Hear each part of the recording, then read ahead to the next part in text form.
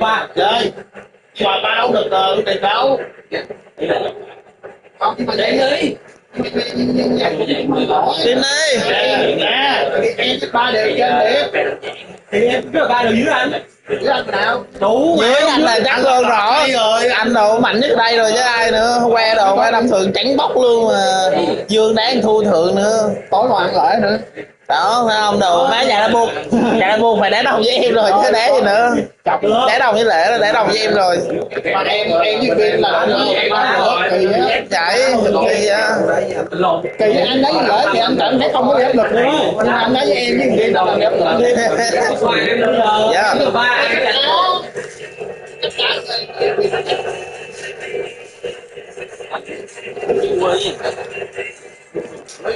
em bạn cho bác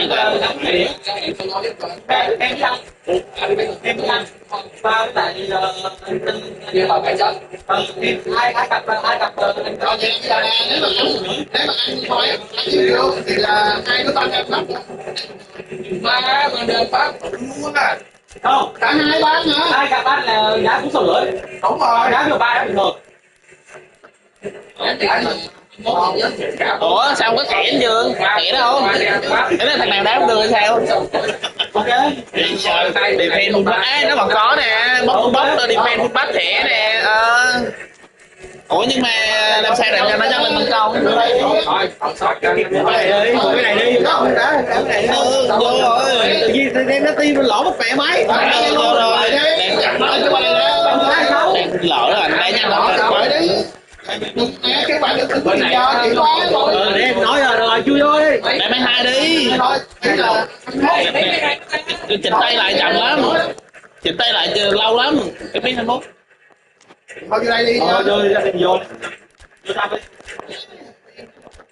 không phải chỉnh cái tay biết 21 lại lâu lắm đâu lâu cái bạn chờ thôi vô anh với lại chị thôi anh với Dương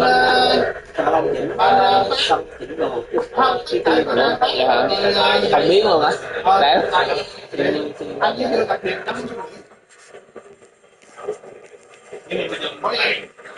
ai với ai bên kia là ai với ai bên kia là ai à được rồi theo Dương 50 á anh Hoàng về cái tay khác đi tay này nó nhảy quá cái tay người nhện của em á cái tay người nhện á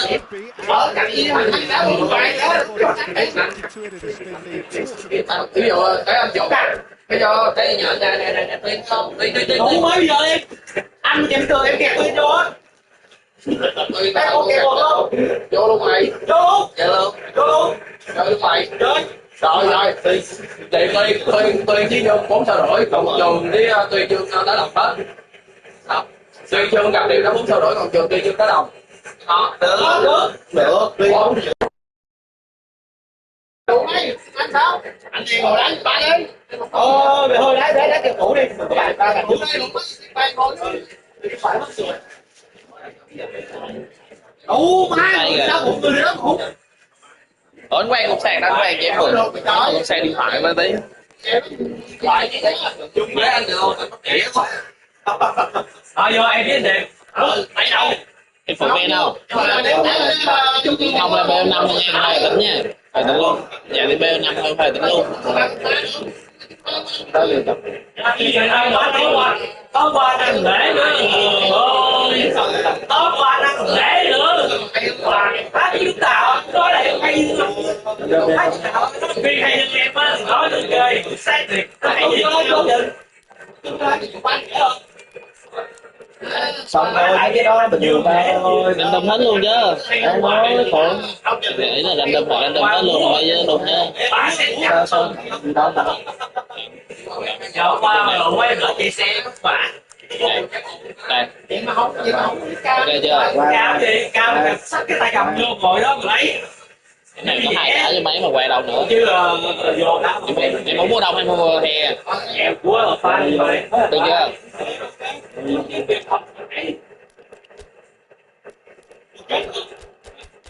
chết luôn không Que thì sao?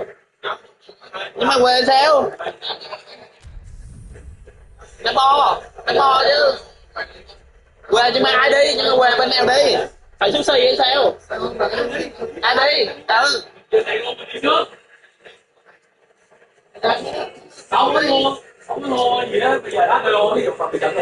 Giờ lượt đầu về đó thì ai đi á? Ừ đấy. Giờ anh Quang em like 14 rồi đó.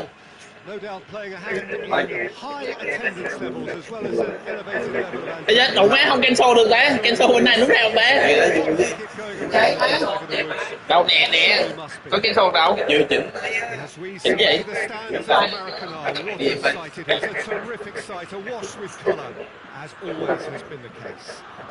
Đã ra đúng không ba? Ủa quên, nếu có gọi người thủ được. Quên bóc vuông đúng rồi, bóc vuông. In my experience, if the opposition go at it full tilt, then you have to reciprocate. We'd like to see excitement and be entertained. But if it does go down the serious route, there'll still be lots to enjoy. We have already started here. Dinks one in.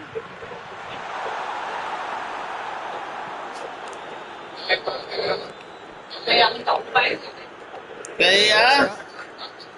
Kimmich. Oh, shooting chance! Oh, the ball's come loose.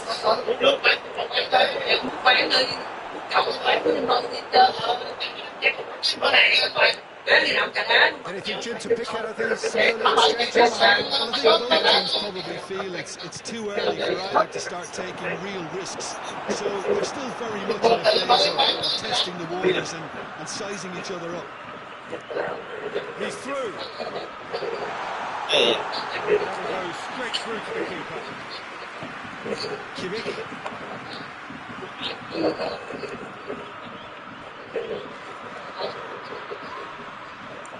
Ủa đánh nút vuông hả anh Quang? Will to register a shot on target.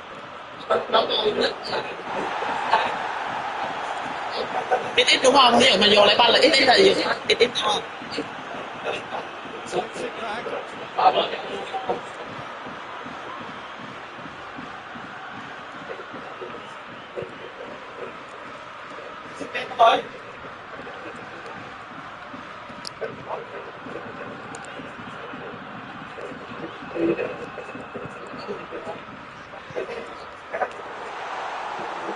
Kimmich.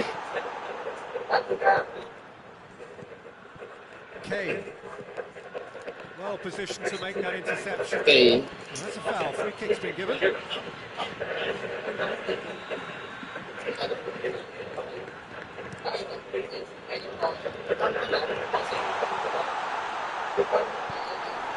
Defending, albeit from an unexpected source. I think it's great to see that kind of application and desire from the forward who wants to help out his defence. I think, you know, any good team really... Big chance! Must be! He's been taken down. The referee has pointed at the spot. Japan present their opponents with the best possible chance here. So there would be breakthrough moments. That has drawn gasps of disbelief.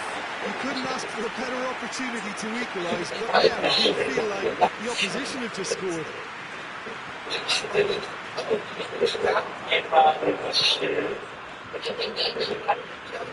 Good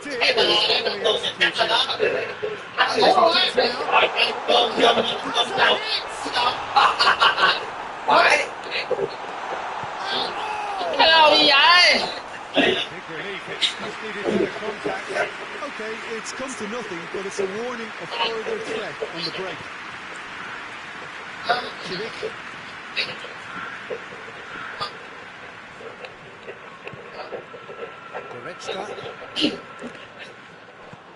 He acknowledges that he should have come up with something better there. Yeah, the idea was right. The delivery wasn't. You can revisit that further on.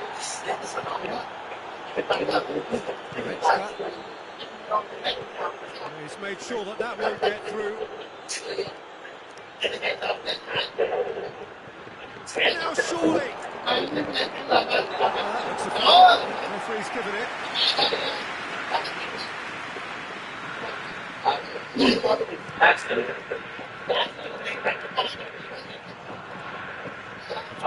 played forward. Who's getting there? That's just very well played. He can't hurt you with his back to goal, and he didn't go for the back here. The trades he came up with to produce the effort, very, very tight.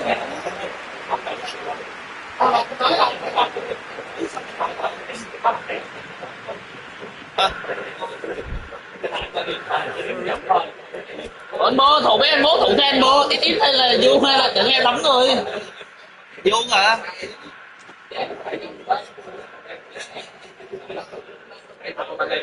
anh cho nên là con em bắt đầu vậy thôi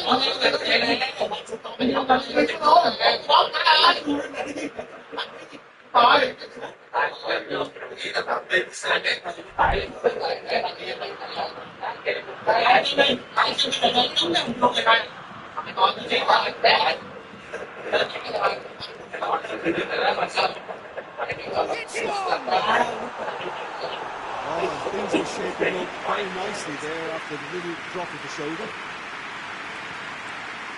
Rồi see. Kimmich. And it's Kane.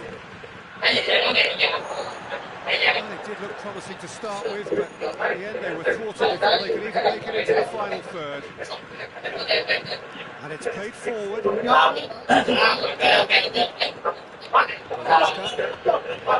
not the ball he wanted. And he's there to come. Kimmich. That'll be the final action of the first half. Another team has broken through. Interesting game up to now.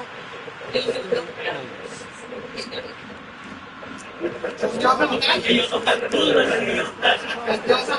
A change to the scoreline at the break.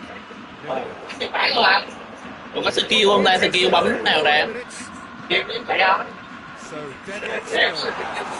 Đó sao? Nó đâu có quay, còn quay sao nó bị chớ chân dài ta? Very good battle there, terrific to watch. You could see he was eager to get a shot away, but there was too much flesh and bone in his path. Kimmich.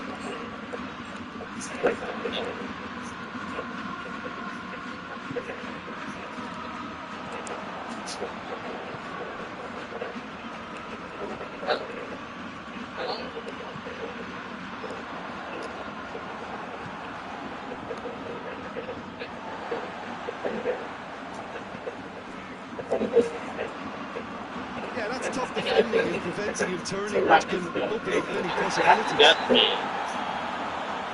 Yes, the referee's given it. Rồi see. Gì vậy? Không phải khó gì nữa. Chị thở đâu, chị thở đâu. Khó gì vậy? Cây vậy? Great chance, it was a quality ball in. Oh, how has that not ended up in the back of the net? It was a cracking ball in the way he drilled it across and kept it down too. Hay sao thế này? Very well again. What can I say? Truly wonderful. Ủa, cái đánh đầu là sầu với em boss tên là Phan Phớt. Quay cho vui. Dạ boss. Quay là cái tập. Chơi. Quay thì có là He just wipes it away.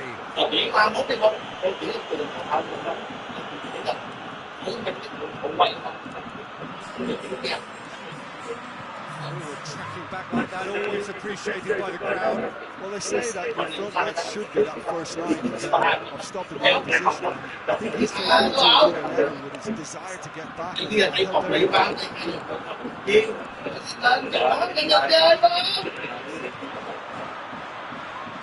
But as they say, forwards working back. số mắt đi. Fujihase! Vẫn skill được, vẫn skill được.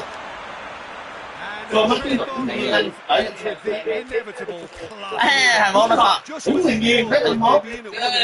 Tay một, đi banh, tay hai là. Còn sảy thật cũng cho mới anh em coi thôi. Đâu má tính ra xưa giờ mình đá mình đâu có giờ đá mấy anh sau mới biết là mấy cái thẻ nè, hồi xưa mình coi mình đá mình bỏ em không biết thiệt. Sao em đá hay chứ em đâu bao giờ nhìn thẻ đâu, em cứ thay thấy này chỉ số cao em thay vô à nè. Ấy là hồi xưa giờ không, em không coi đúng, em không coi đó thiệt, để sai vị trí là cái thẻ thẳng liền, giờ mới biết luôn á, để sai vị trí là thẻ thẳng liền. Cái gì sao đó mình đã tốt lên tốt như trời. Để hiểu luôn anh vẽ là nó chỉ bộ đồ thôi vậy đó. Cái 21 năm anh muốn gì thì vậy nhận đi rồi mắt nè sao thằng này đêm đi chạy cần chi không vừa lại Sao bác chiến thuật của người viên. T1 đi vào anh T2 là con. Rồi sao bác chiến thuật. Đi rồi. Phải rồi chứ nào. Hỏi đi bạn đi, số 1 đi bạn đi qua số 1 đi số 1. Lâu quá rồi quen rồi. Lâu quá rồi. ủa thằng này chịch vị trí rồi đó.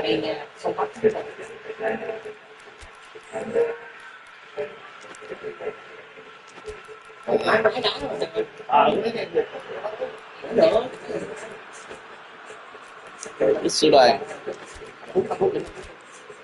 vô được chơi chỉnh chạm 3 thì giờ luôn hay sao hay là Không, cái tính đây chốt tiền giờ cuối cùng phải không?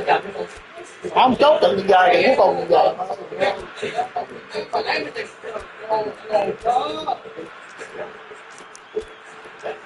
Làm vé thì buộc.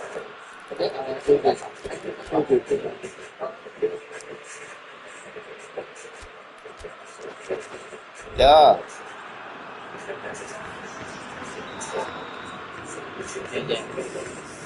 Both sides then taking this chance to turn to their benches. Japan break the deadlock. Yeah, I had a feeling this was. Cái tiền gặp đẹp rồi Is that a mình thì ra xuống nha. The referee's thì ở giữa là bên phải thì thôi xác định luôn ở giữa hoài xuất sàn lắm rồi needs to be very careful now. vậy à quốc rồi đội tuyển à không vậy rồi không vào nó chơi với thằng người quay vậy đâu Đội tuyển ơi. Đội tuyển ơi. đội tuyển rồi đúng không tự nhiên cho vô bây giờ có cái đấy à quốc Đội ý thức thì sao quay lại đúng không? Đội ý thức quay lại. Defending, albeit from an unexpected source. You have to chạy đâu chạy đâu because he could hỏi pháp hỏi nó nhiều hỏi coi cái này hỏi coi gì nữa relishes the chance to dig in for his team. Chơi nhiều. cái nắm cho cái là chữ giá hết chơi nhiều nữa chữ giá hết It's bắt come giá through. Has a goal! Oh, and they really should have been made to pay. Quấn bô lên cái lực vàng là bấm sao ta để làm gì để làm gì cái này cái đó để làm gì con đừng đúng không Đường. Thì bộ bên Tây.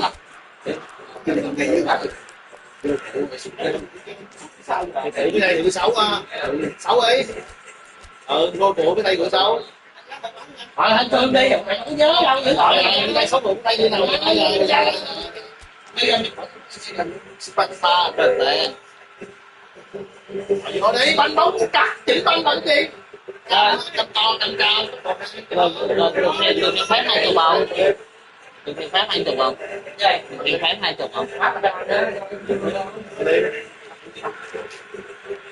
20 bầu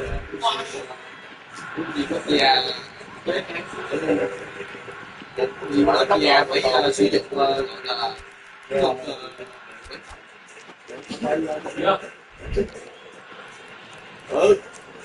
hay cho té cầm cho tôi ha.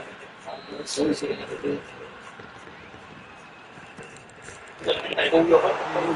can. trời ơi sư đoàn Straight offside. ghê đầu cất không biết thủ này má Gnabry.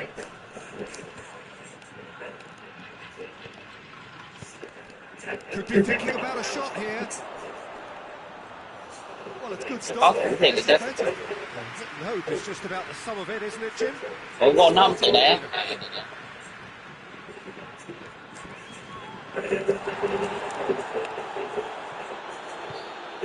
Here's Cái Kane. trái. It's Kane. Đâu má đứng ngay chứ tôi biết rồi vẫn bị gieo rồi. Well, how's that for a class finish? That's just clever. He made the keeper think he was going one way, only to outfox him by going the other. Very nice. And that has added a whole new complexion to the game. Well, the big question now is whether they can get the energy levels up and try and Không grab lời. it. Look, this can still go either way. It might be flowing one way, but there's still time for some energy.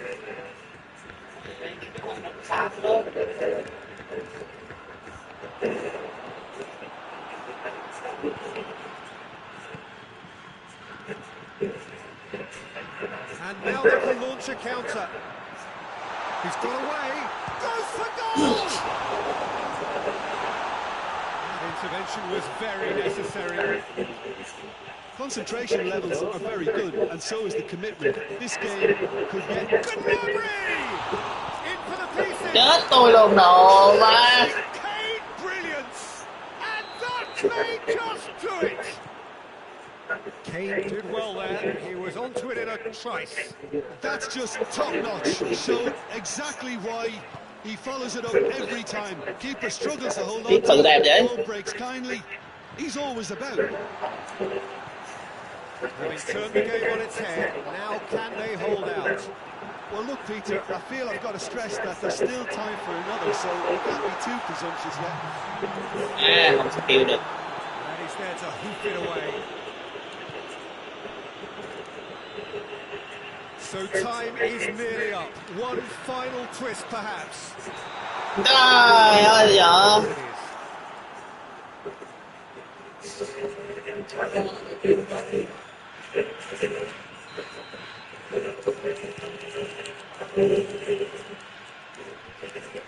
It's come loose.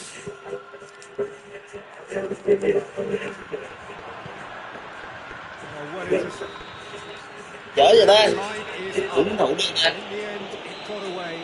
They just weren't allowed to build on their lead. They lost their lead, and they lost the game. Any reflections on what you've seen, Jim? Well, the surprise for me was seeing a team look so feeble in what is usually a strongly protected area. But the centre of their defence looked open and very, very unsafe. Dạ. Many thanks to Jim Beglin. That's all we have time for.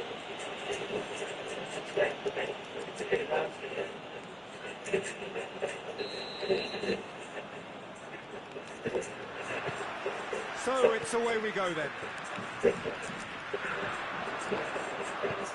He's played it through. Shoots! Thắng rồi quá. The right whistle was played with an energy that makes them feel valued for that early goal. Great reactions in front of goal. He just saw what was on. Oh, players like this fella almost have a sixth sense to get themselves in such great coaching positions. How quick-minded was that? Well, that has certainly made things interesting. He saw that coming. Is on. Has he picked him out?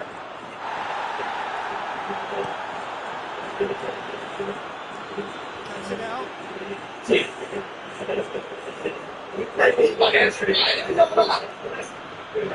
Big strength, too strong for his opponent.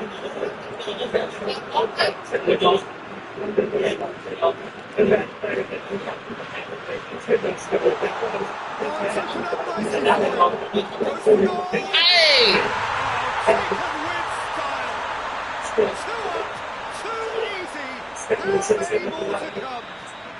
A moment that needed composure, and he had plenty of it. I just thought he knew exactly what he was doing by fading to move one way and then readjusting back. Controlled trickery. Japan, he's got it! Oh, fine stop from the keeper. Oh, that's a sparkling save. Absolutely sparkling. His reflexes were ultra sharp. And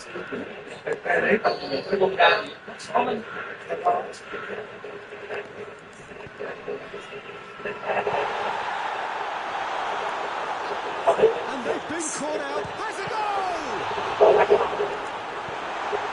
Tries to get it forward quickly. Well positioned to make that interception.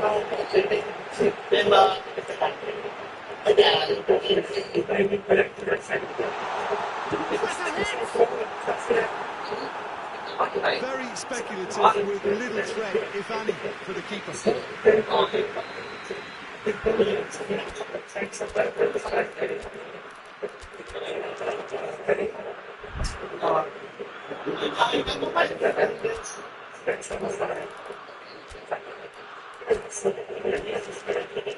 Anh Trung ơi, trả cho về hết em.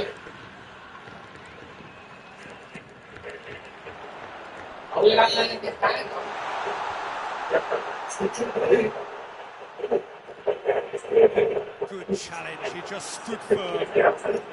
He wasn't very far from making something happen by himself. Lovely to see. He spotted the run and played him through. In for a hefty challenge.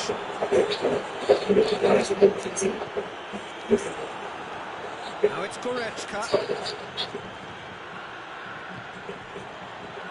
Now it's Kane. He's been taken straight back. And the shot! He can bounce on that. Ồ quá, còn nguyên, còn cái gì đây? Back in the game. Kane was quick to move in. Keeper's Những handling điểm wasn't great. đây. Well, for me, that's just pure predatory brilliance. It's not so much a finish, but the way he read the situation when nobody else was even alert to it. It's fantastic. This is going to become a really good game. This goals change games, and that has changed the whole complexion of this one. They have the momentum now.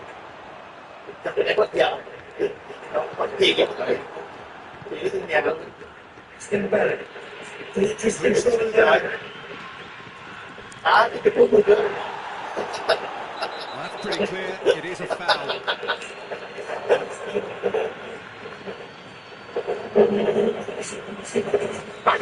How they come from this one. Yeah, and it's a good opportunity to level it, and they have several in this team who can take this.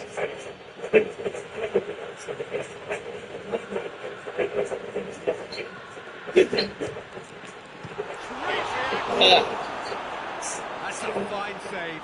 Absolutely terrific. Terrific reflexes. Goalkeeping at its very best.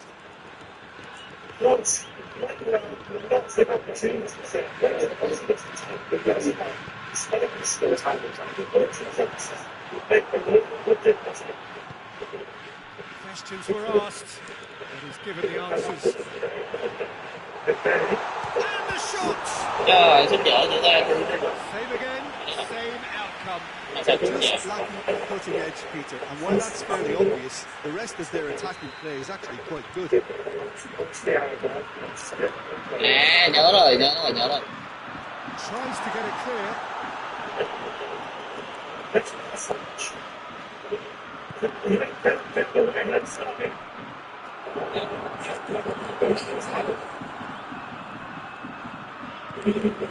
Goretzka.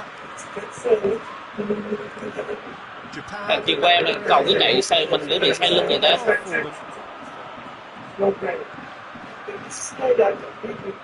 Trời ơi. Chance to squeeze it through.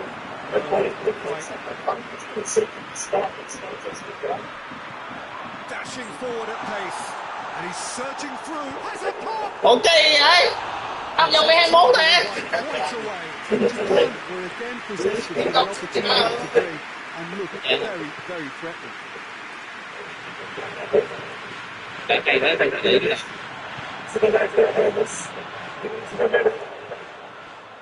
Davis gets into the right position to intercept.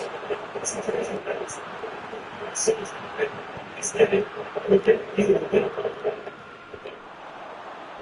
that's been won straight back. Plays it out to the wing. He gets past as well. That's corner kick. And this could be the final action of the first half. And that's been Sao vẫn nhận được?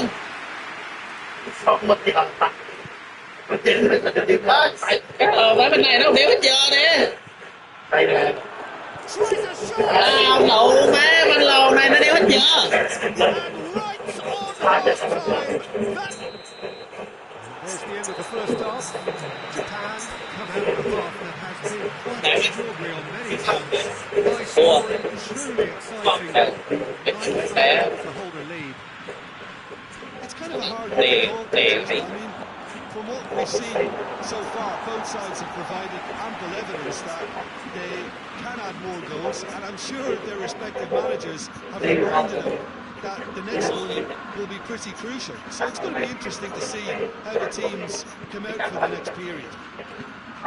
It's a good half. They've gone blow for blow. It's 2-2. Right for the second half.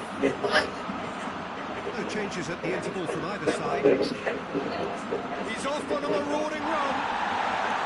Big chance! It's an untidy challenge. Free kick given.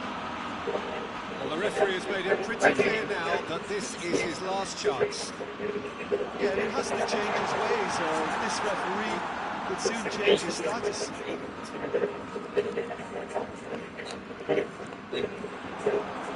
And now they can launch a counter. The referee's awarded a free kick. But he can't say now that he hasn't been warned. Yeah, and he's just entered the last chance saloon. One wrong move now, and he's in trouble.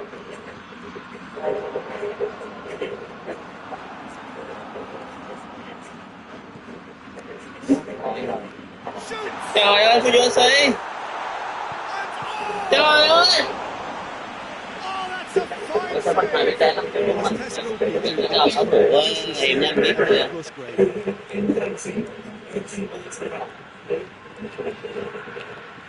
Sao ba nữa?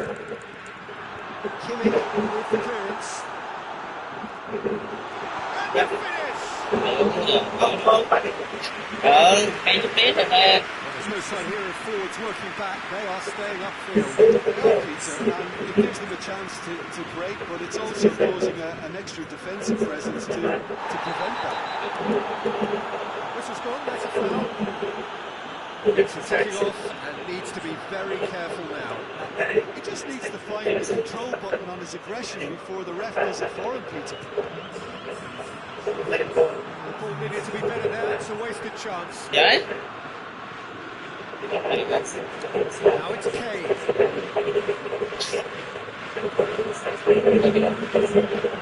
He's got through.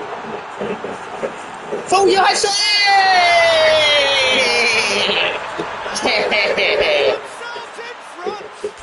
Để anh dấu nặng trường tạt vô đầu rồi Fujoshi dội em vào em tại em chưa quay Fujoshi đánh đầu.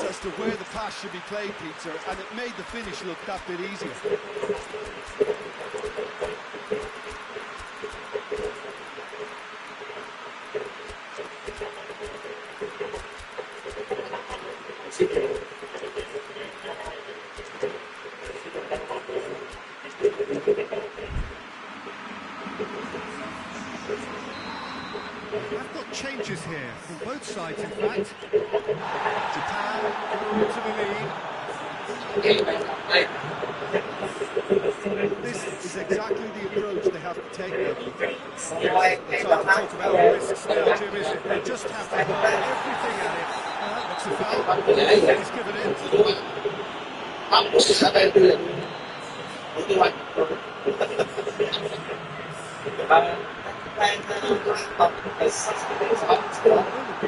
Going somewhere, but they'll have to go again. And he's there to cut it out.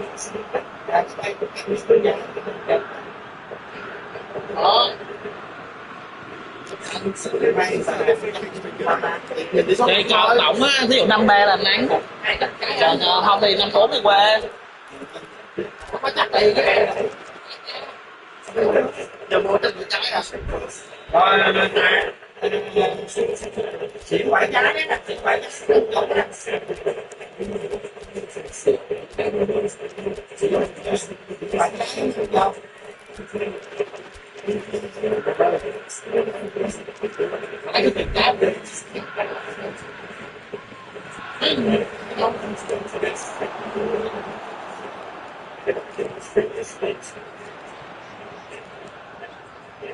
Ui nè, sút trực tiếp. Quên đủ má. Được nhắc đợt kia kèm 2 nút tôi chạy vừa sút đó. Không nhớ đủ má nó cancel lại luôn. Dọc rồi.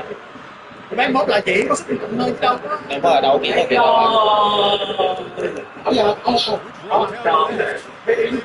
đâu tài xỉu nhiêu? Tài xỉu nhiêu rồi? Trời ơi. Trời ơi. Trời ơi.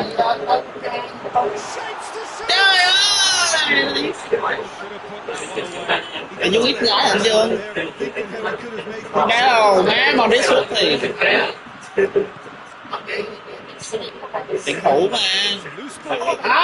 Bên này rồi.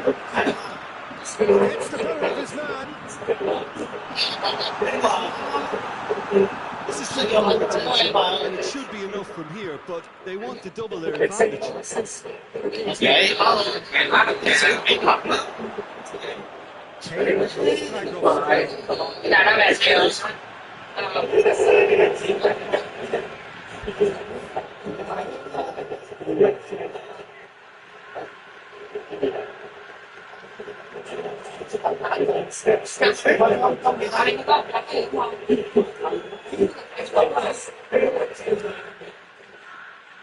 Sao Phan? Kỳ vậy Phan để bên dở vậy?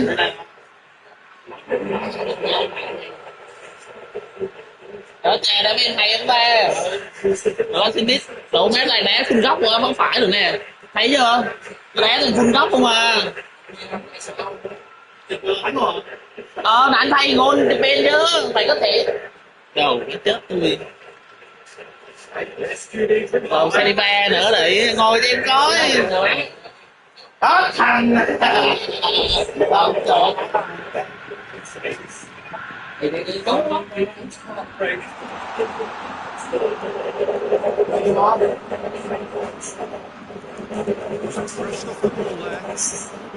Japan are clearly looking to kill this game off. A real chance at a real letdown. It was more possible than probable, and the outcome backed it up, didn't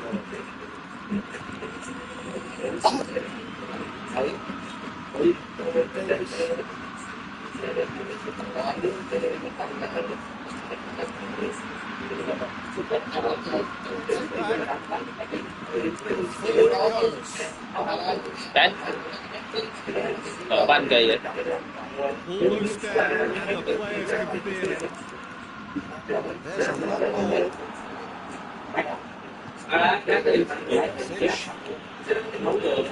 Gì ai không chung hả bạn? Well, it remains to be seen whether they can commit a goal to rescue the situation. It needs to be any time now, really.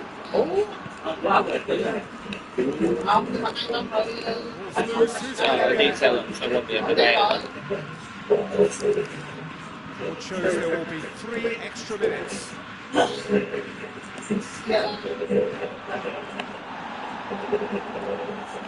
the through ball is intercepted.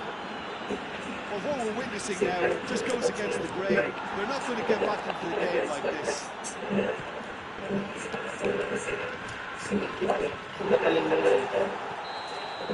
Đúng chỉ có may mắn mới ăn được. Tệ thôi. Mấy lô yếu đéo bây giờ cũng mà cái chạy cô nó chạy gì phải gôn. But that's the game, and they have won it at the margin. Your thoughts on today's game, then, Jim? Japan won thanks to a disciplined. Làm lì chứ để bé Hàn Quốc dở. Không lên, không lên. Chứ biết giờ thiếu thủ ra chạy trong vòng vậy. And that gets things running. So, Jim, who would you identify as the key man in this match? Of course, Manuel Neuer. He doesn't just dominate this area, Peter. He seems to control the whole of the defensive third. He's excellent at mopping up Trời ơi! through that defensive line. And what's more, he can often turn those interceptions into lethal counter-attacks too. Yes, they'll certainly be leaning heavily on. Như xưa kẹp vừa thủ là kẹp vừa vuông vừa ít còn mà vừa vuông vừa ít luôn á. À, chết. Now it's Kane. Tự nhiên là chặt vô rồi. Well, that always looked the likely outcome. Well, he made it obvious as to where the pass should be played, Peter, and it made the finish look that bit easier. I doubt very much that this was in the script. Kimmich. A chance to break. He's through. And that'll go straight through to the keeper.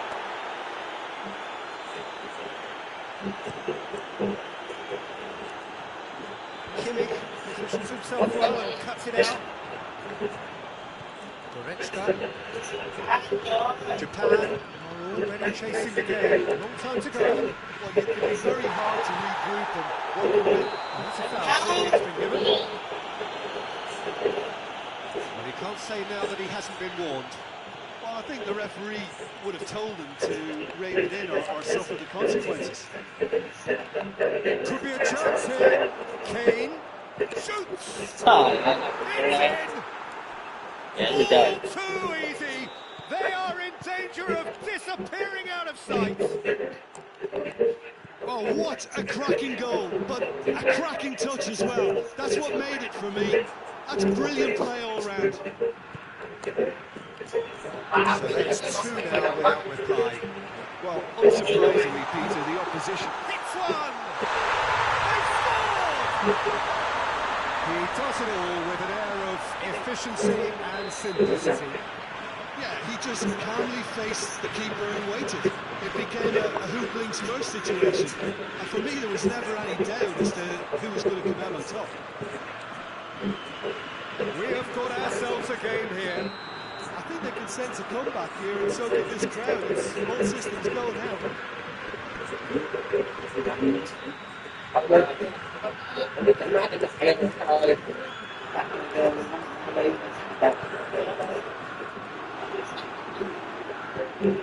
Through needs to be good here. Tries a lot. Rồi, nó nhắc luôn á, tao không biết đâu. Fabulous! Oh, it really is a finish of the highest order. And this is getting better and better. Well, the goalkeeper would have helped to make his mind up on how he was going to finish it. Thiệt banh kìa. Now is two. Look, it's a whole different ball game now, Peter, and it's a test of how they manage affairs from here.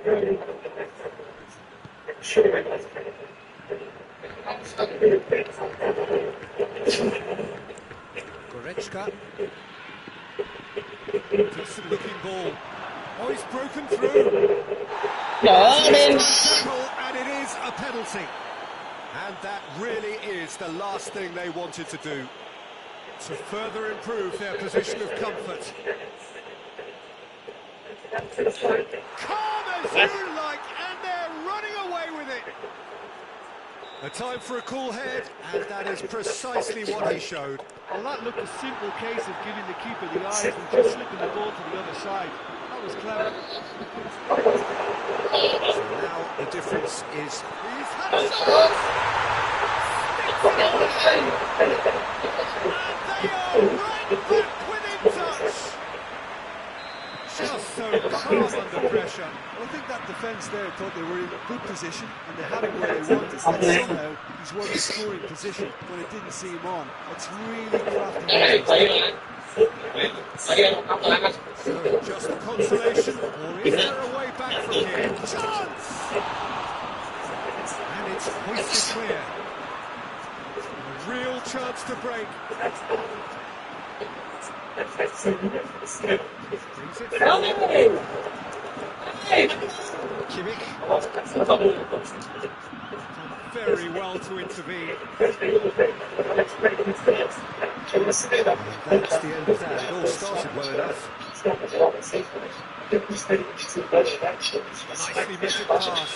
He's played him through. Shot at goal. Yes! And surely that settles it. Yeah, looking back at that, that's how you play on the counter. Quick and decisive and ruthless with the finish. I thought it was a stunning, stunning break. He snaffles his third, and that earns him the match ball. Oh, he's been unstoppable in this match. Every single time he's been in possession, he's looked a threat. Tries a shot! Ủa?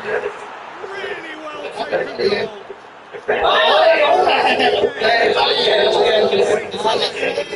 Đây đây không chấp. Đó, chấp trái rụng đâu. Đâu có ăn đâu, hai chợ em thua mà. Em thua mà. Thua. Không mà. Hai một.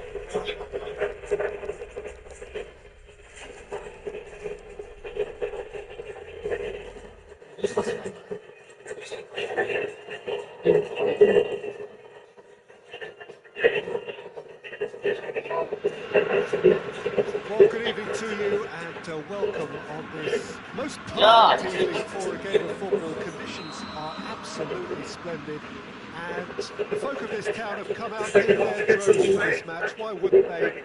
It is an ideal circumstance for what could be an ideal game. Everybody has been attracted to it. It has been the talk of the town, and the buses have been packed, double-decker buses lining up outside pitches, have carried thousands of away supporters here too, and all of it adds up to make a terrific, crackling atmosphere. The match, I think, will be quite a spectacle. We are in this super stadium for a super club, truly one of the iconic buildings of 21st century sport, the Allianz Arena. Two high-profile, high-caliber teams. This is a welcome event for all these supporters.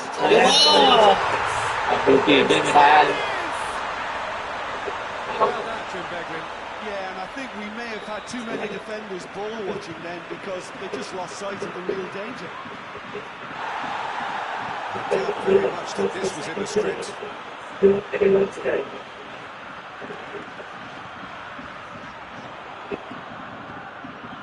it's got through.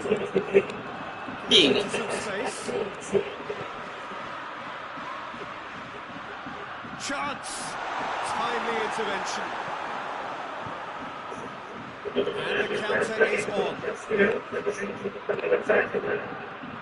And here's Kane. Japan have hit the front early, a foothold in the game. What a good start to the game. I think their play has been fast and inventive, and this is a fine example of early intent. They've begun as they need to go on, and another goal is on the cards.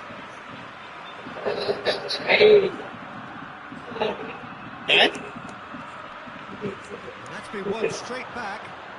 He's through the middle. Big chance! Vậy chứ ba. Không đến được trời. And as soon as they made that error in midfield, they didn't have time to react before the ball hit the net. Very much a lesson learned. And that has added a whole new complexion to the game. Well, they just couldn't have responded any better, Peter. Yeah, there's the old cliche about how teams can lose focus. Chance! Trời, má thua luôn.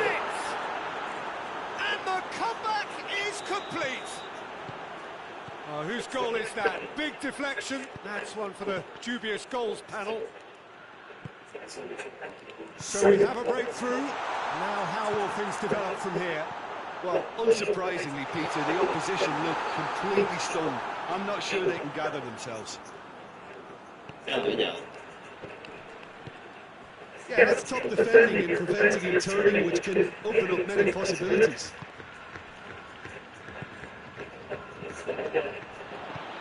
And that has been clubbed away. Target.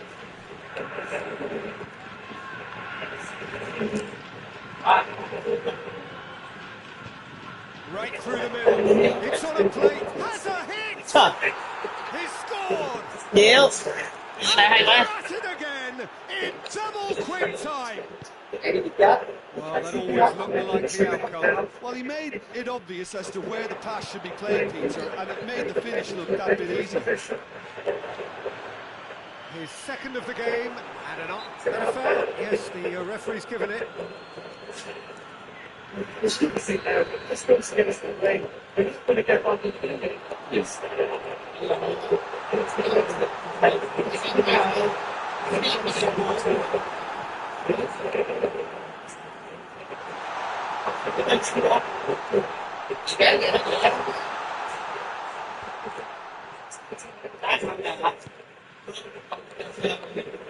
Could move up a gear here. Well positioned to make that interception. Goretzka.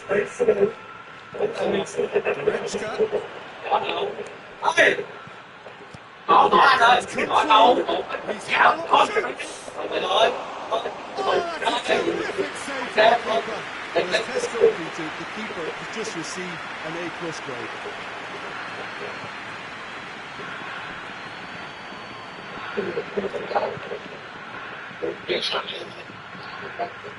Questions are asked. He's given the answers.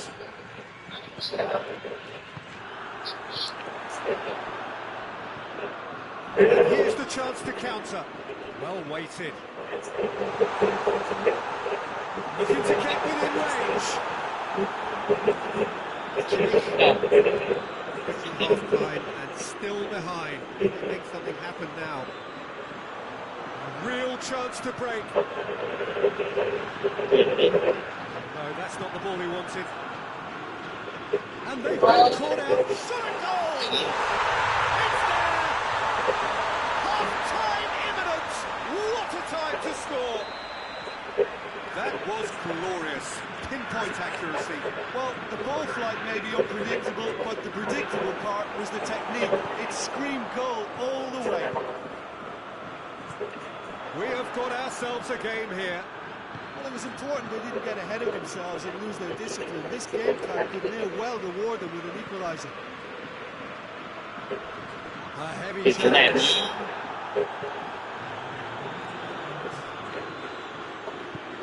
Trời, chuyền là qua nữa. Needs to be good here.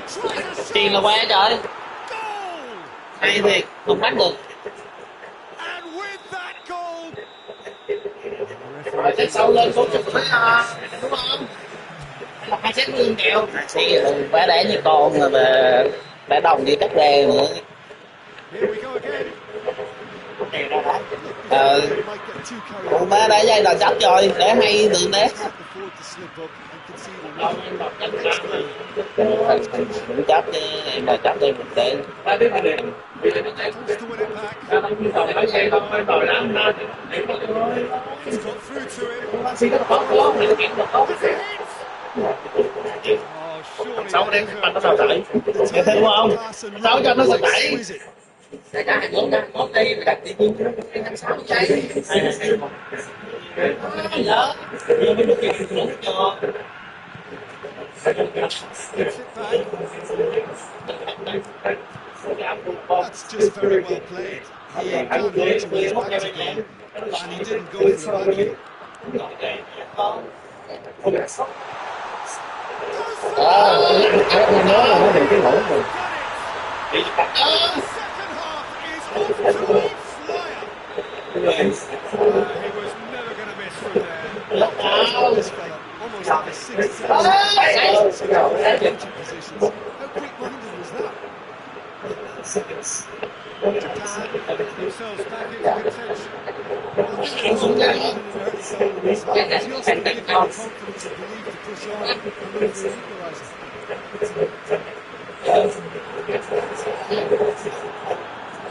It was good pressing from Spiera to put an end to it. This could get even more threatening. Oh, real danger here. It is good. Cái đó con không đâu, má đá không vào được mà. Moment, time stood Con trong lóc luôn á.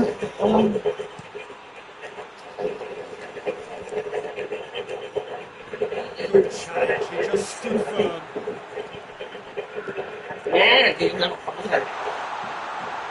Trời ơi. Japan are definitely going about this the right way. Hope is just about the sum of it, isn't it, Jim? Just has to be done. It's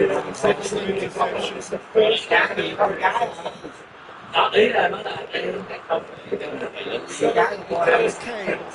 It's Kane! Đời ba triệu. And that is about as cool as they come.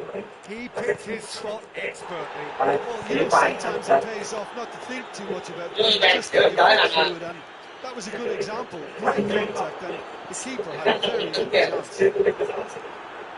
He is the man. So the lead now is 2. Well, everything is going to plan, Peter. A day for a regular managerial heartbeat, at least for one.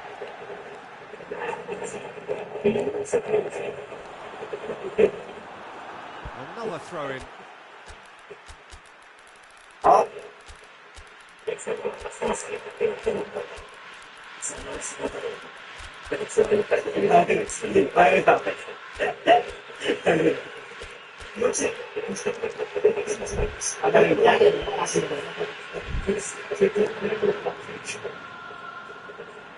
Trời ơi.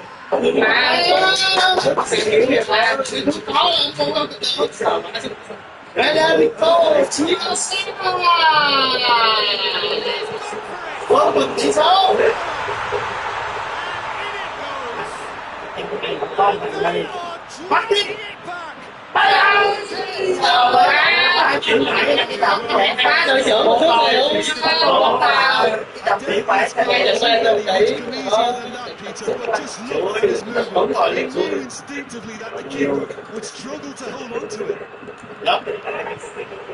This is threatening to become a really good game. That's the whole complexion of this one. They have the momentum now.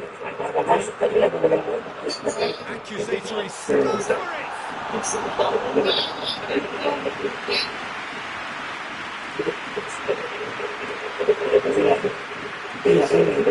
Options out wide. cái kia thì nó biết tới bên nó ngồi sân bớt còn tiếp cũng là nó cái gì đó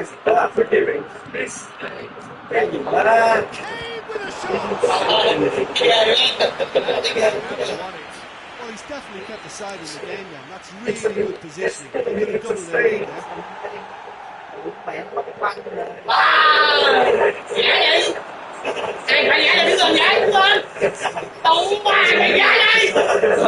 Finally put this game to bed. Oh, that is asking for trouble. Vô ý một đều nhỏ một đều Cho thêm 100 được không chưa? chưa quay giỏi vẫn theo để tôi quay giỏi cho đã sao Cho thêm 100 được không? đều em thấy nó tính chạy nhiều bắt chạy đâu quen gì trận đấu đâu nó nhận 50 à Giờ cho thêm 50. em 50 luôn hả? Ai nữa? Rồi cho tiền phải 50 nữa. Ở đây em theo anh đó chứ. Đó em theo anh. Đó nó cực mà. Ý là em theo anh. Vậy cho em theo 100 thôi. Rồi đấy em nhận em 100 luôn. Theo anh. Mua nó được. Muốn cắt mẹ vô. Ở em 100 rồi cho em 50. Rồi em. Đi cắt gì vô. Dạo vô mà rút. Hey! That's been lever clear. Yeah, it's safe to say that they just need to manage this to secure the win now.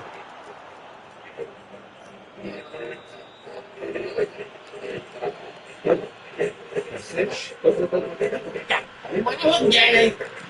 Thôi em cái đầu trời. Ủa, căng đi. Really well taken goal. Bà đá nữa không? The keeper Lên kèm cho đá cho không? he may not have seen that until Rồi ok. Cái đá đi chừng nào không tới là tính. Ủa thì gắn với nó chơi bạn ơi coi mà mix sao không? Bạn kia chạy đồ đá như con luôn. Cái đường này mà đá luôn.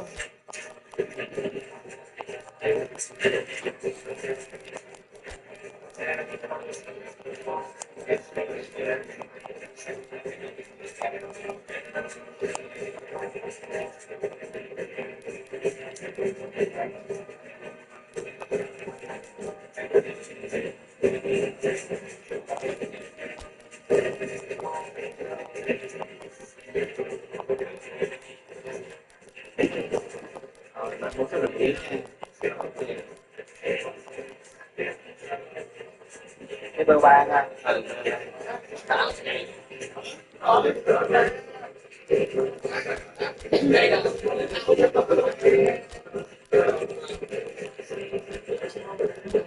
Cái đâu nó đi nữa đó một.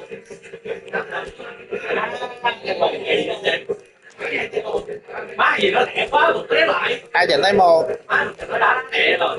Nào, thủy rồi. Thủy tụng anh đi một bữa ăn rồi. Cái tỷ số thì sao hủy nữa. Cái tỷ số sao hủy. Anh em ăn rồi. Ở nhà bấm. Ăn pin lên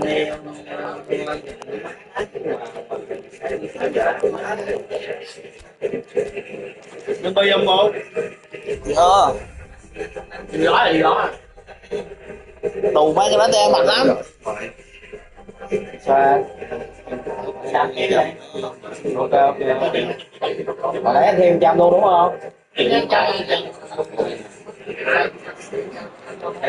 con Wherever you are on this. em dạ biết chứ theo không chân sĩ à đâu đi rồi anh đi chân sĩ Routes outside of the stadium have bumper to bumper with traffic. Car parks. mình 50 There is a torrent of humankind making its way from the nearby stations, and we expect every seat to be filled. An atmosphere of great expectation. These scenes brought to you from the stand of Thươ, one of the most easily distinguishable grounds in Europe. mà để em chỉ còn theo chết đây là Capacity crowd here. Yes, Peter, it's a shame it's only a friendly, but then again, that may help us see a more expressive attacking contest.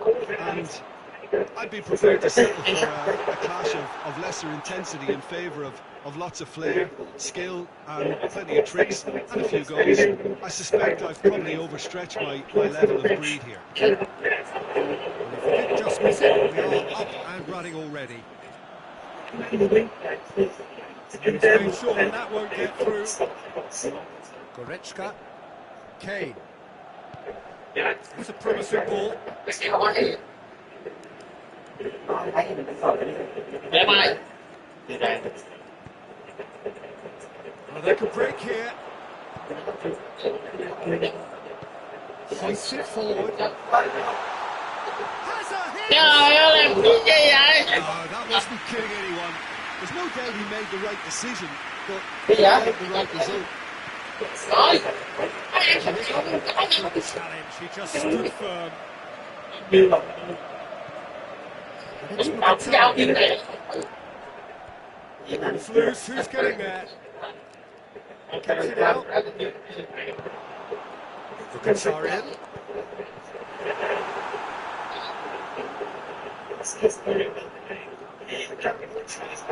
trời ơi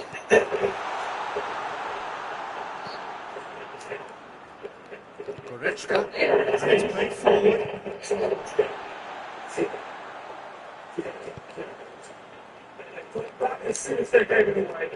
Plays it out to the flank.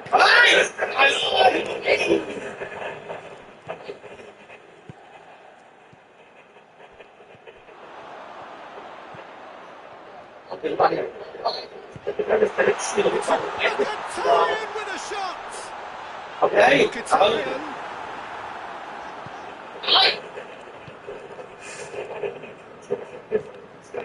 Goretzka.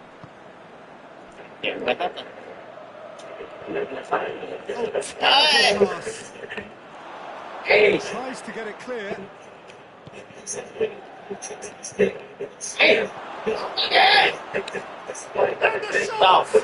chuyện đó Goal! First blood drawn. And as soon as they made that error in midfield, they didn't have time to react before the ball hit the net. Very much a lesson learned. Goes for goal! cái nào quá Mickey này Save to the keeper. Mkhitaryan really must have felt he had the measure of the keeper then, and how wrong he was. Good ball. Kane, he'll hit it. trời Goalkeeper's done mẹ mày thật thấy to deal with that. chương trình nào Look, there are some very good headers of the ball in this team now, and they'll be demanding the right delivery to give them a chance to go in this.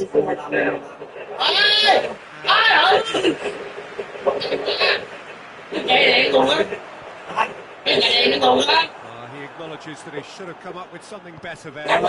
Was too timid to make it through the defence. It'll be noted and improved upon, I'm sure.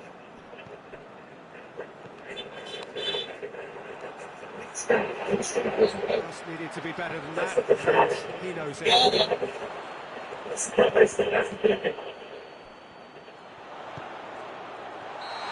offside, yes it is.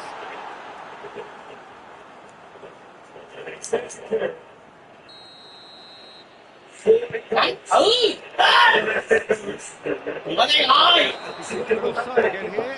Yes, he has.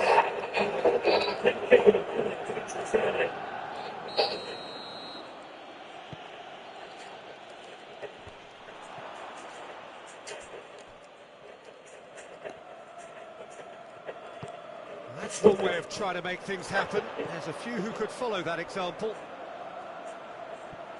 Martinez, he's left his man.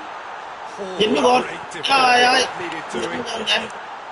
He is not one readily to admit defeat. Don't be surprised if he tries that again. Kimmich. Done very well to intervene.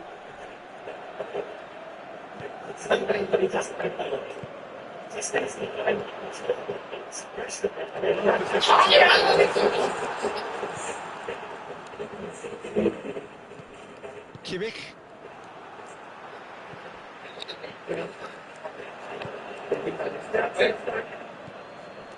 And it's been taken straight back. He's pinged one through here. Má đá kèo tương đéo trong cũng đã thua đầu đó thua em 2 triệu mấy, nó trả 200-300 tàu xỉu xong được chơi trừ tiền. And he heaves it forward. Tries to dink it in. It's a brilliant interception. Defending was strong and firm. It's on a plate. He's got it.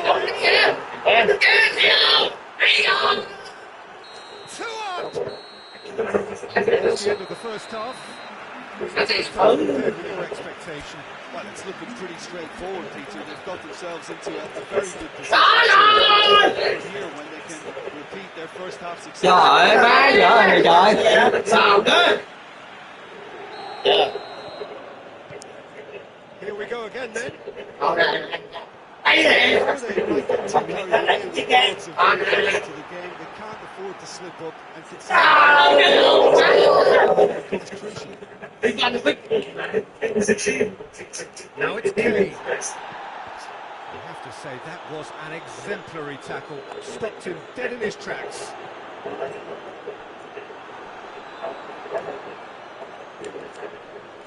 That's been one straight back.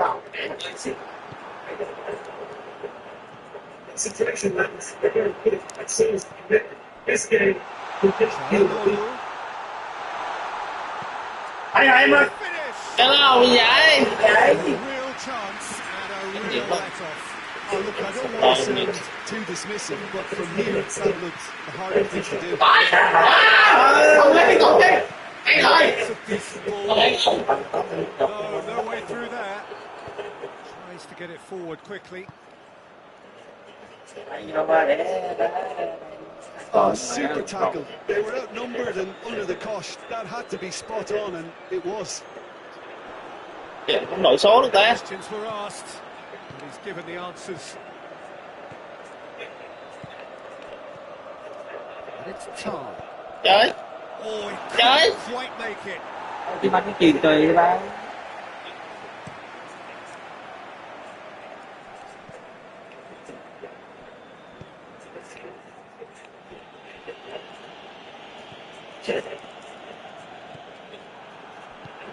Right through the middle. He's in!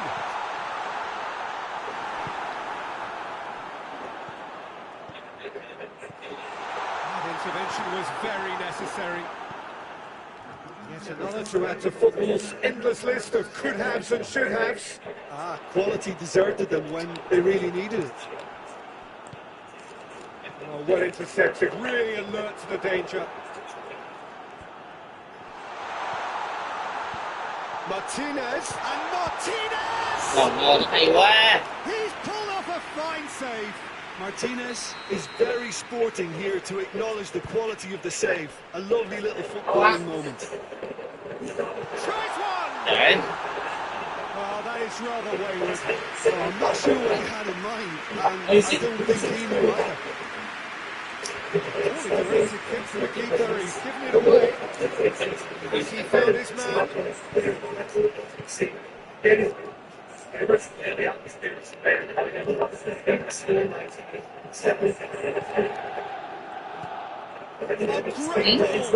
Chọn xong mà nó kêu được. We can assume that they've been instructed by the boss to stay in attack. They're just looking to break, aren't they? Yeah, the key now is just to get the ball to them as soon as possible. Chance to break. He's picked him out. Yeah! Mày chạy đi! Mày chạy đi! Mày chạy đi!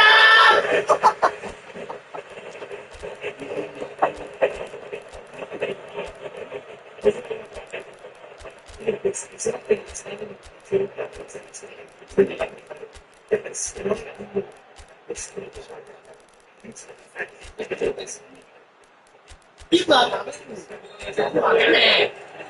Cái rồi, rồi chạy lên. Strong for his opponent. Giữ anh.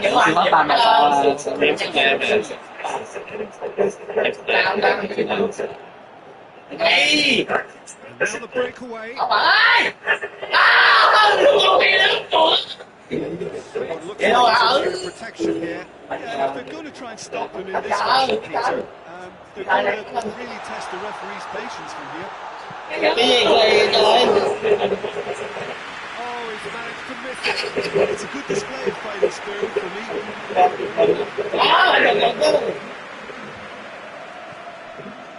No, that's not the ball he wanted. And here's Canabri. Decent looking ball. Surely. Shot a goal!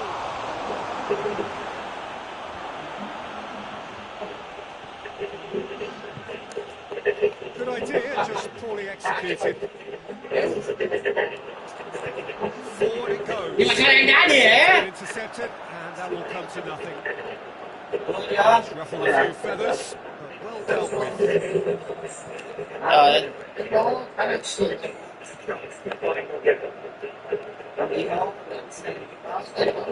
It's got through to him. Tại bò. Tại đâu đứng dọc rồi. Không nghe đâu. Cái con lỗ tai, con những cái lỗ tai đúng không? Đây kìa, cái bộ. Rồi, cho tao ơi. Tôi về. Đá xuống cho tao. Đúng rồi, tôi về tôi đó. Về đúng không? Vậy không? Cái này nó có lỗ tai hiểu không? Nói nghe. Ở ra bên kia. Rồi, chạy lên.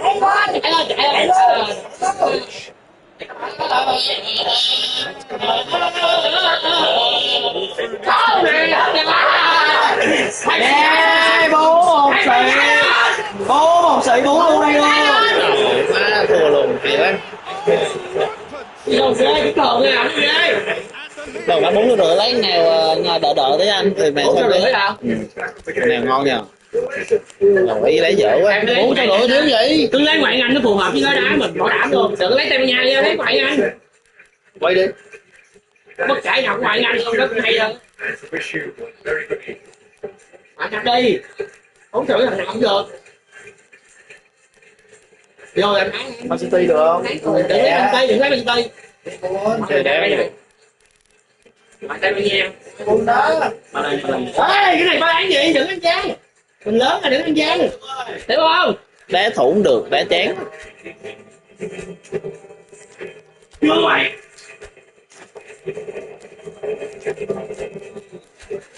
Anh. Biết thì cũng sẽ. Tây Ban Nha không ăn. Cái sự kinh điển á. Tây Ban Nha hả? Tây Ban Nha đó. Bây giờ anh nó mặc quá mình rút được ta. Được. Anh có lắm anh. hỏi được bạn có tiếp không bố? Không rồi, chắc không chết tiếp anh ơi. Ta đã chấp nhận ta thua. Đi cũ á, đi cũ hỏi mấy người đi cũ nha, chứ mình đã cơ hội tao biết mày không có. Người ta biết mày xị rồi. Mày bơ quá. Không phải nào việc không. Nãy em phải quá vô hút á, phải không? Đó, phải thấy tiếng nhận rồi, tiếng này cô bên đây chấp nhận luôn. Giỡn quá. Chứ coi áp lực chuyện này nữa rồi.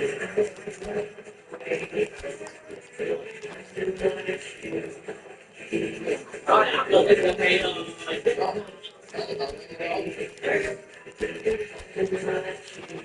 Chưa. Để lơ dùng thua để dỗ á.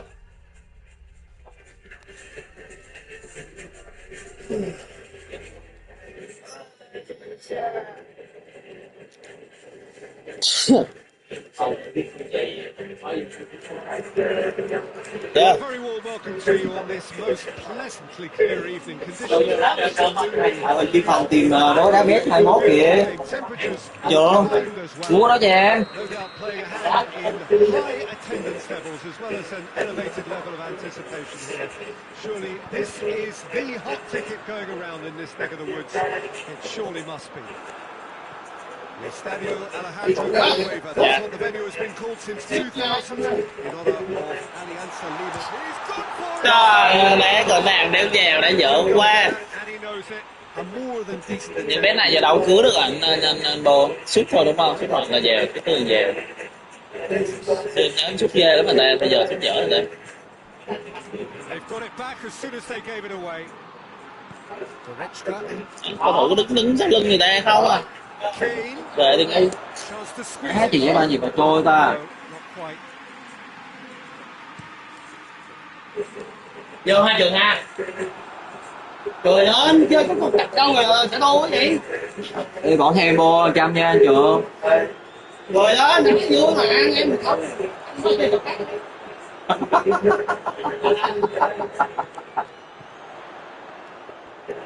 That's just very well played.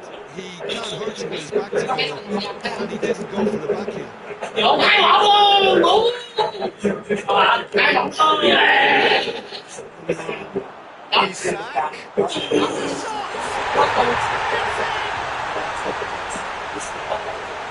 Oh, the invitation was received with such a clever run, and he had that defence in utter confusion. Vô.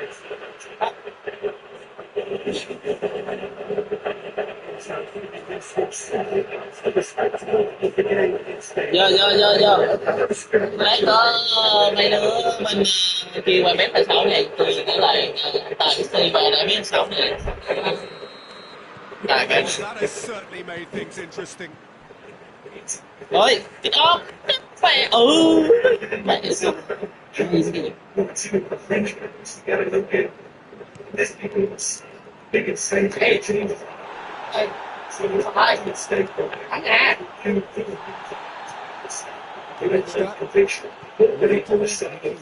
ideal start is something to build on. Always when you score early, it gives you such a lift. Sắp đủ má đó. Nó lấy được banh xong nó chạy đi chỗ khác mà sao trời. Pretty much sums up the difference that we've seen. Once assured, hits one! And a second time. Đủ má. Không gọi ra đâu má. Đéo tim luôn rồi về đâu phải 21 luôn. Just to say, he was expecting a better ball than that. Goretzka. Hoists it forward. Đó. The referee's awarded a free kick. Cái lồn khó đá. Cái móc mạnh là xíu Been xíu. warned.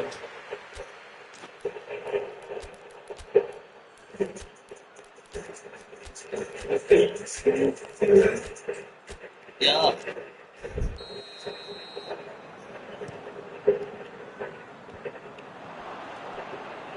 Gì bên trời né không chứ? Né chứ hoài à? Chạm 5-3 sợi. Isak. This could fall Trời. anywhere.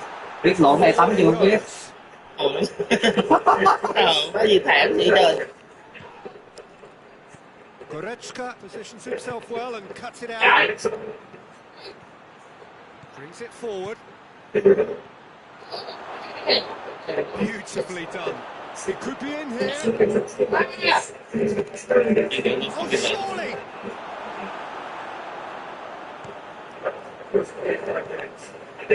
Lùn nó bị ép vậy trời. And they win it back again. Good ball. Isak. Sao chưa biết cũng được này.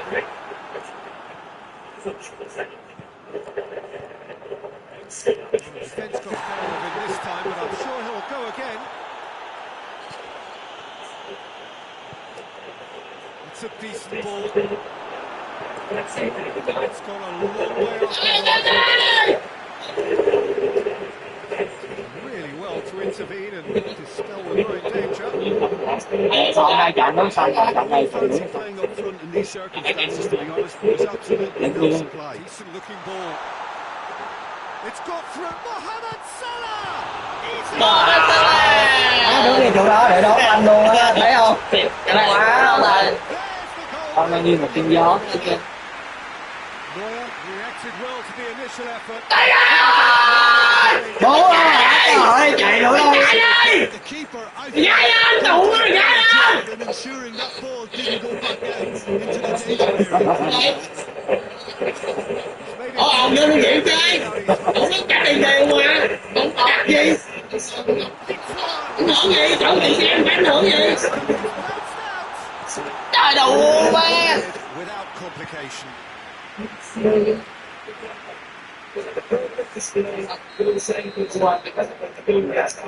Sao?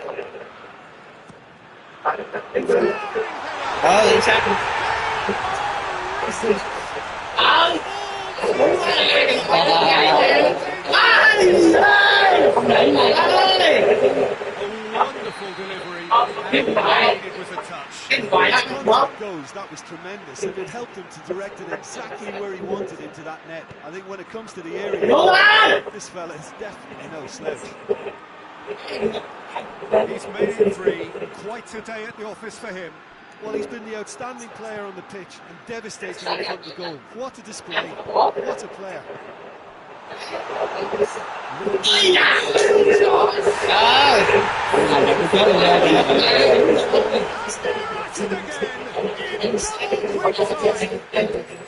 Quá đỏ anh vô cùng đấy nè. Ủa để không đồ random vậy? Đẩy cắn cho nó không nhận. Được. Chung cái đó mà. Ok.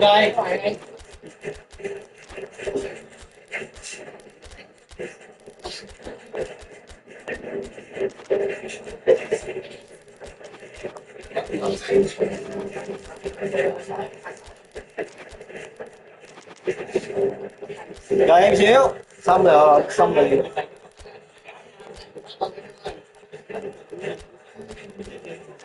Texture.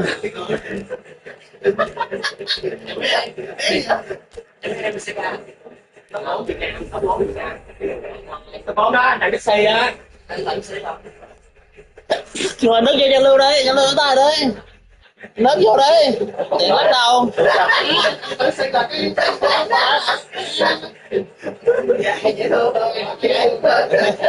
Wherever you are, this most evening, clamour to get inside the much anticipated game. The roads outside the stadium have. Này, giữ anh cho con trai. Tại tương là mấy thằng đây lấy chia tim đá vui. Đá đủ anh đi rồi để hai sáu vừa. Con đi phần. Cái đầu mấy màu này tôi đá. Ra đồ nó khá nhiều. Tương là phải chơi rồi.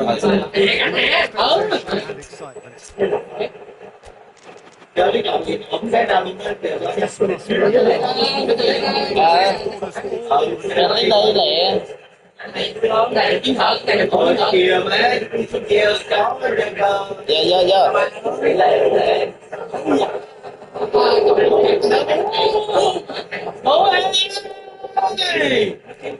Sao đây cho em sao đó đỏ đi dễ thấy đó. Sao thường xanh với đỏ dễ thấy. Và tình huống cuối cùng á. Chạy đâu? Không cho được, không chào. Chào rồi, quay đi.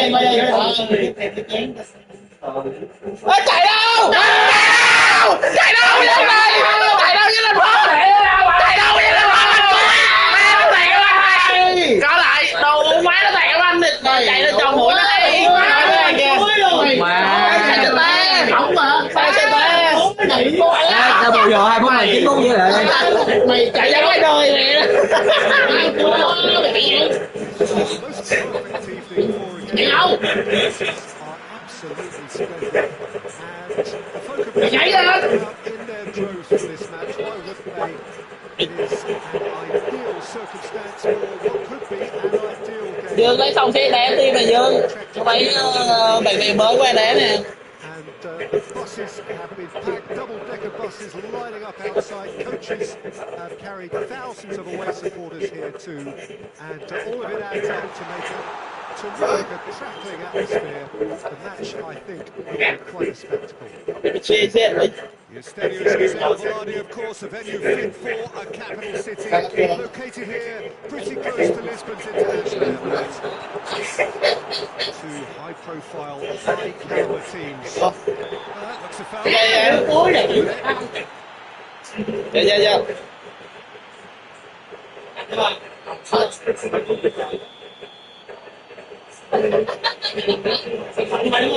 Mình tùy luôn.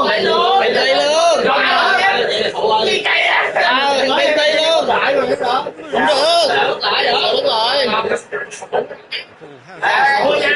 a throw. Không thấy tôi trận mới rồi, trận luôn. Còn lại đánh nhẹ luôn đi. Rồi lên đó.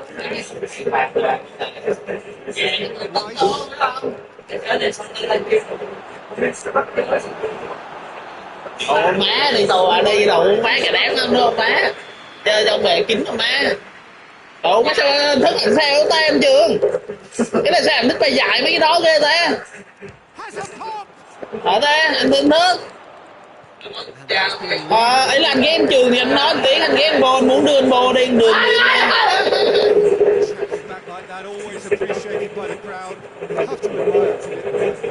Biên hả?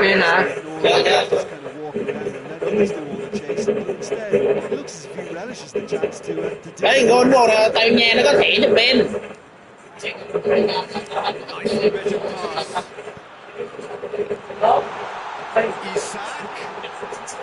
Intervention was very necessary. Anything, Jim, to pick out of these early exchanges? Well, neither side has really grabbed the initiative, I would say. Both of not making any early mistakes. So, Thằng lầu gôn. Lấy mẹ đó nó nhìn.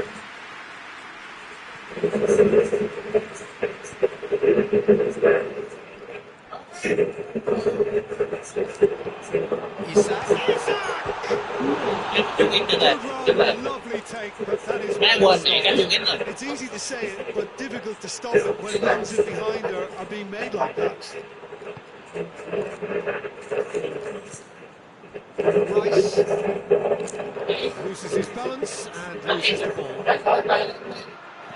Goes long. Trời đâu mà.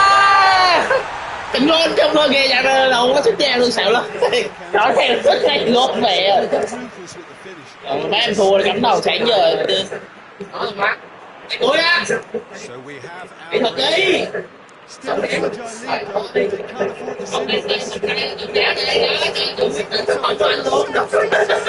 Má còn cái đấy ghê má. Không. And a trade ends with the inevitable classic finish. Look, if you want to be effective on the break, then the element is pace. That's what really it's difficult to find an answer to it when it's applied like that. And that has added a whole new complexion to the game.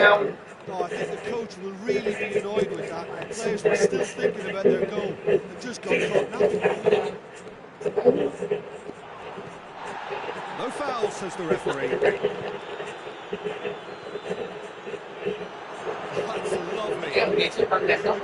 challenge, excellent challenge. Mấy anh ta đã bèn đó. Really well to intervene to spell the growing danger. Anh lộn. Ủa sao đâu lấy với ba? Ủa. A chance. Không, hồi nãy định làm cái lực tím thôi, mà không biết được. Chết sao rồi? Chữa như vậy.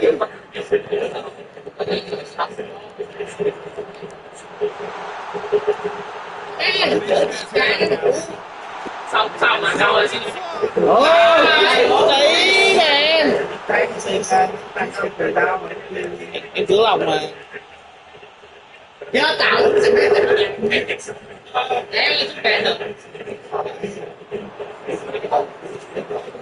Mohamed Salah goes onto it and can take it. Phá tôi rồi.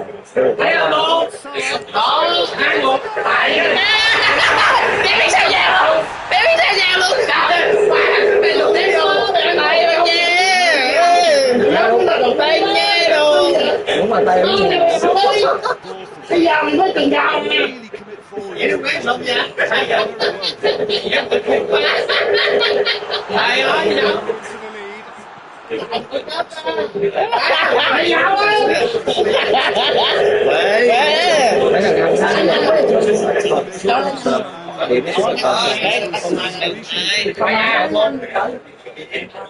mày vào luôn. Quay hết nữa. Quay hết. Ba. Vậy mỹ là kiếm cái cặp They've got it back as soon as they gave it away. em này giờ luôn. Cái gì cái đánh thật. Isak. Vô. Cái gì cái đánh giờ luôn. Mày lấy những cái phát giờ không giờ tới Through. Oh, really, he's sorting that out. không có làm bài hãy được không hãy được chấm giờ nhắm giờ nhắm giờ biết chưa cái này nữa nha cái cùng đội luôn vậy biết rồi vậy rồi còn người ai sao trời ơi Đúng rồi. chưa ai gieo luôn á Đúng. không được đó chưa ai vậy hỏi chơi không gì ép rồi chơi tiếp ăn rồi ép được rồi đủ má thì vô cùng đội cái là sao kỳ lắm ai cứ chờ vậy mà Vô cùng đội không mấy lại. Will be pretty crucial. So it's going to đâu đâu thầy rồi cứ chơi vậy rồi tôi phải là giàu nhát well, it's still only one chơi vậy đủ both má Chồng người đá lại, trò quay lại. trước giờ đã chọn lại quay lại rồi không khi nào mà còn chọn đá đó để cho chọn lại mà chọn trường của không chọn nữa đúng không tôi quay đi đâu không chịu rồi sẽ đá chuyện cuối quay lại đá chuyện cuối không bây giờ luôn chết đúng không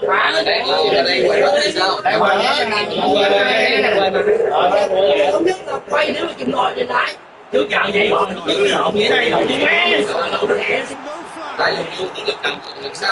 ai giặc đâu mà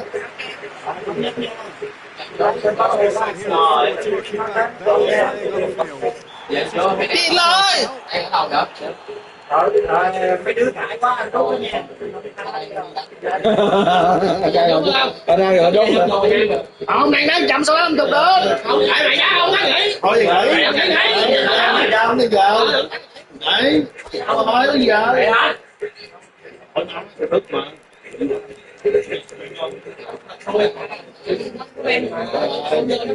đúng rồi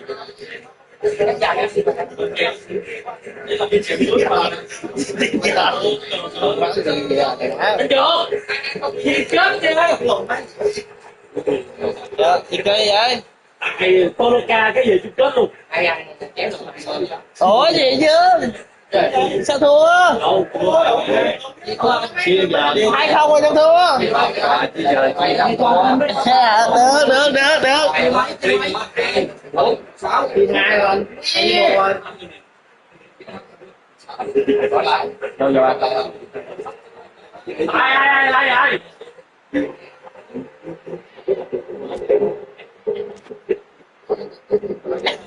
Thôi vô. Đi thôi. now some movement on the bench, and we are going to see a change. Oh, what a finish on his way off, and that is the least he deserves. Look, you can only give your all, and he's delivered in that regard, and I think the manager has probably spotted now a little time has come to him. If that's the case, then, he's doing Mohamed Salah absolutely focused then on the defensive side of this game. Well, they say that your front lads should be the first line of stopping the opposition, and I think he's taken his desire to get back and help everyone out. He slid it through. Keeper's ball. Good challenge, he just stood firm. He's gone down, but the referee just tells him to get back up again. Quá 100.000 đó. Ôi giờ vui vẻ rồi. Chơi vậy hoài vui vẻ rồi đó.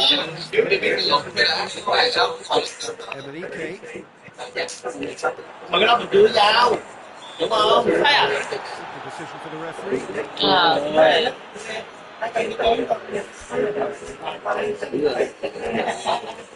Cái này ở đâu cái bữa nắng cái gì mà hiệp điếm là rất em được nói về cái cũng quan là đó là không nói gì nữa rồi. Thì em với ai đang đá hay là ai đang đụng kèo, kiểu như ai đang đụng kèo em á thay kêu là thôi để nặng để phút hơn. Và em đá được rốt em đá được người đá ai chịu đang đá nhiều thì là đâu có được để tiên rồi để tiên đi áo kèo đó. Trong em đâu có đụng cái tè đâu. Nói quen rồi tao đọc nè, nói quen nè. Tiền cái chuyện của cái rồi trụ em đá đi. Nghĩa như này thế này đi em ơi. Sao hỏi ơi?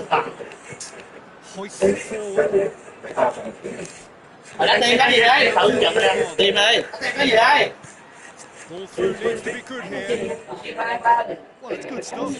Má chơi nữa mất vui, có ăn luôn mất vui, hai chứ mà mất vui. Có ăn luôn mất vui không? Ủa anh Trường còn có nhọn em 100 đúng không? Anh còn nhọn em 100 đúng không? Quê anh em quê á. Ừ nhưng mà ấy là chọn này cũng nhận đúng không? Trận này có nhận không? Trận này anh có nhận không? Em theo ai? Game ball. Bố chịu em theo không? Yeah, he was under pressure to get that exactly right, and he couldn't even think of the consequences. It was instinctive and rock solid. Đấy là theo Dương Hai chọn nãy. Ô nghĩ rồi. Nothing wrong with that tackle. Ball won cleanly.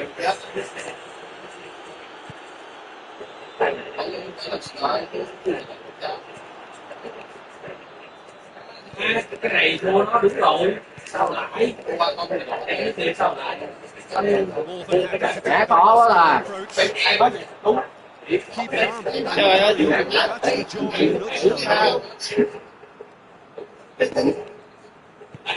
không còn đi ra.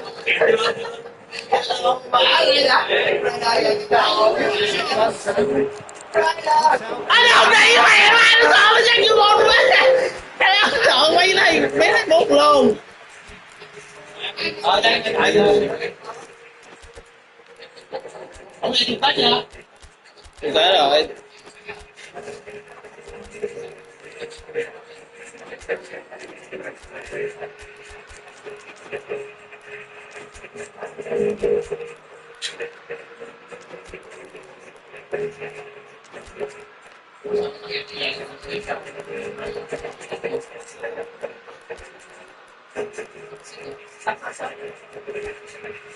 Không phải là bò 400.000 má căng ngang vô rồi má căng mạnh suốt cái đùng ghê đi 400.000 cái 19 á mua 400.000 tôi cho anh đó rồi It's a brilliant interception. The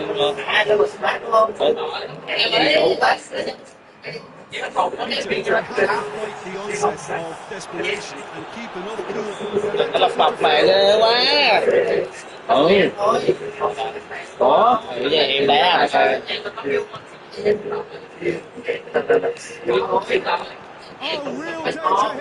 Trời ơi luôn. Cô đi Gambo. Má xuống lại luôn. Dám hết một điều. Bê bè à? Beautifully Về disposed. hết. There was Mày quá. Còn đó, còn đó nha. Còn quá. drama. Late goal. This will be one frantic ending.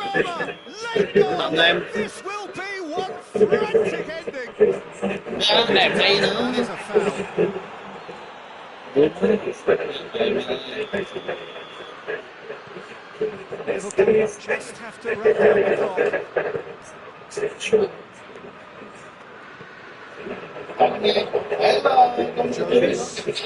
Liverpool just have to run down the clock.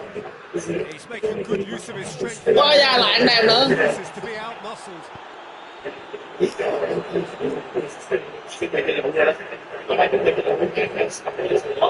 official showing that there will be 3 minutes of added time. Cái xịt gì đó.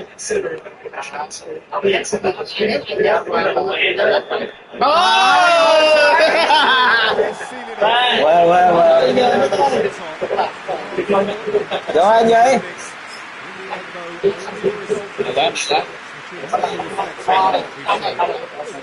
Con lại mang hả? Hay rồi.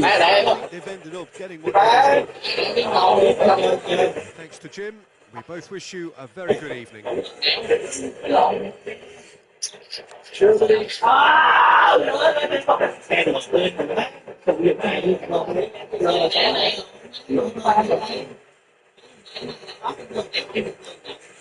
Kim mắm được nước trộn phải được nước cay. Cho cái lấy gần không để nó to. Để dặn nha.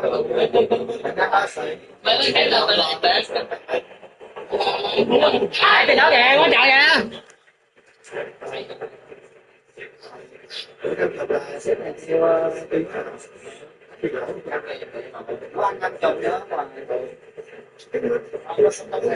Cái này tiền ăn là uống đấy. Bạn ăn vậy đó. Bạn ăn một mắm hết trơn.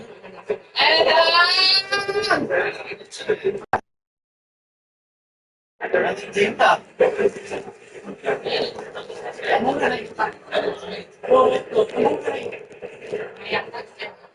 Cho mày để nó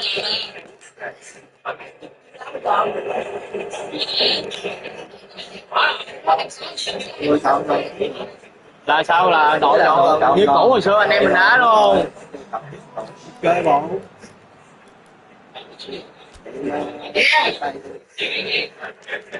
Lâu quá anh sáng. Có đây có đá đâu, năm đây có đá đâu. Ôi đủ má, đá quá trời đá luôn. Năm nay có đá đâu, có mới sắp tới lập nhóm ra đá được mấy ngày nay.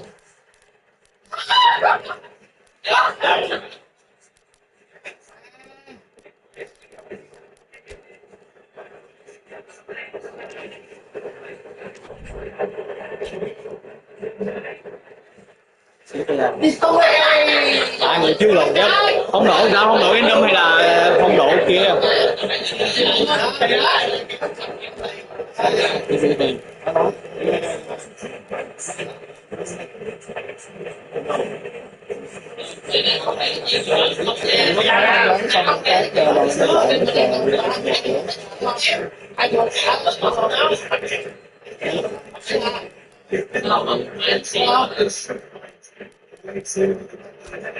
Xuống thế đi qua đó. Ai?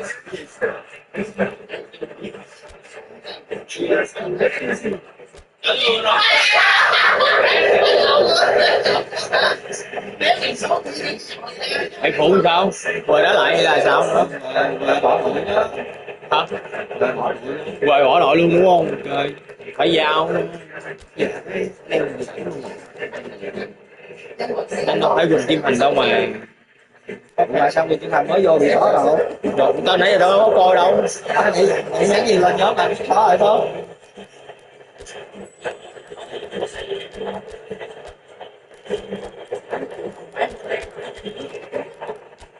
Mà sao đá cái đồ chắc hoài ta.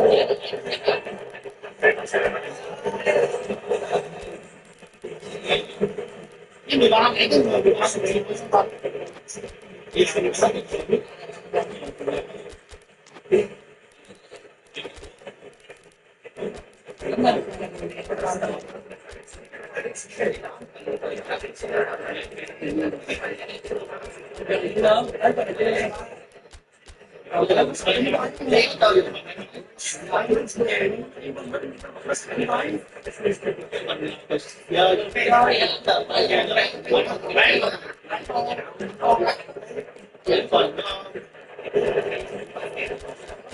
biết sót nhiều thôi.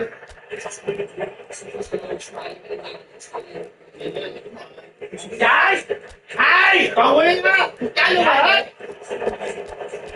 Bỏ lên chúc mình nữa. Ra chặt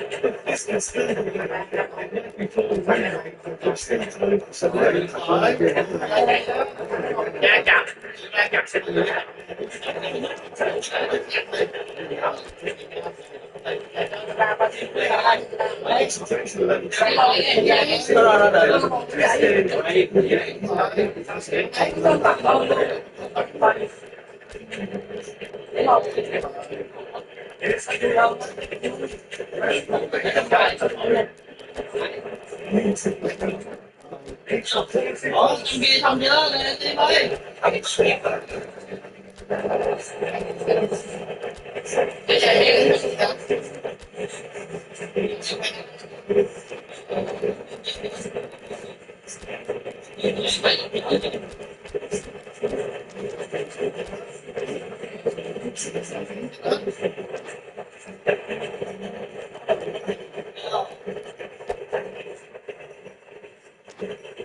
Vô.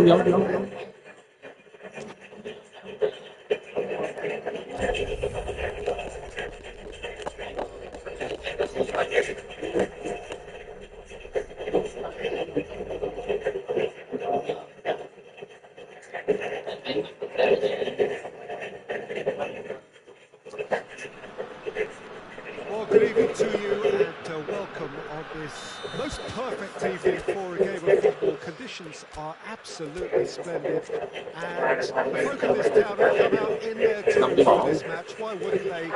It is an ideal circumstance for what could be an ideal game.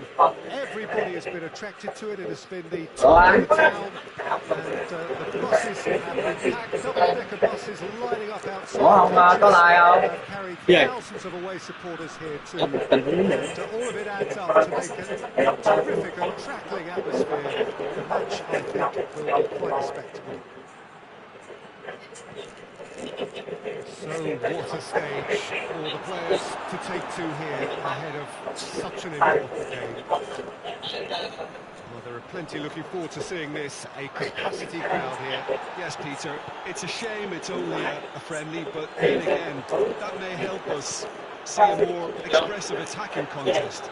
And be prepared to see of lesser intensity in favour of lots of skill and plenty of tricks and a few goals. I suspect I've probably overstretched my level of greed here. If you're just joining us, we are already on the way. Well, I'm not quite sure he needed to hold up play quite as much as he did then. A couple of his teammates were very annoyed. He's played it through. Has a goal! Oh, how good is he? That is a gem! An absolute gem! The vision wonderful, the technique perfect. It just came down to And the finish! Lại bấm lại. They have done it again! and the Tắt cái like. season